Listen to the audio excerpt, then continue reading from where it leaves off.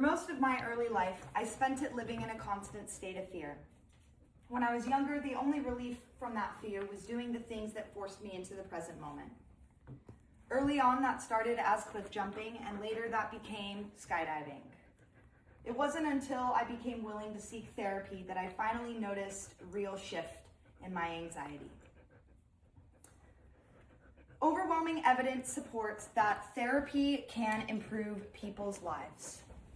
Today, I'm going to tell you that anxiety disorders are the most common mental illnesses in the United States.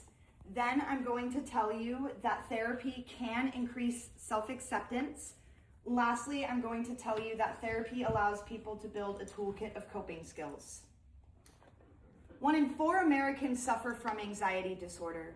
So that means that there are approximately 5 people in this room that could be suffering in their silence. I'm here to tell you that there is hope.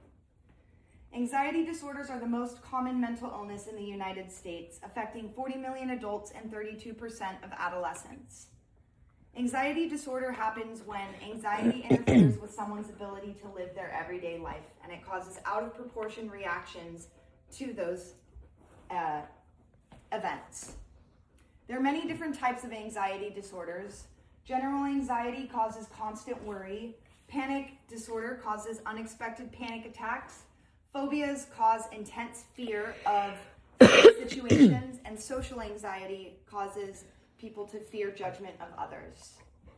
Anxiety disorder is highly treatable, yet only 1 in 4 people actually seek treatment. Barriers to treatment include lack of awareness, lack of investment in mental health, and the stigma surrounding therapy.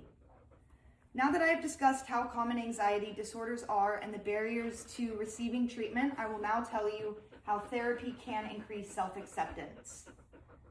Self-acceptance is defined as an individual's acceptance of all of their attributes, both the good and the bad. That includes body acceptance, freedom from negative self-talk, and believing in one's own abilities. Self-acceptance improves mental health through therapy and techniques such as mindfulness and cognitive restructuring,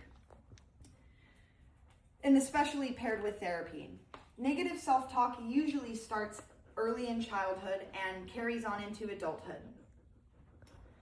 Other factors that contribute to this include bullying, academic struggles, emotionally distant parents, and internalized negative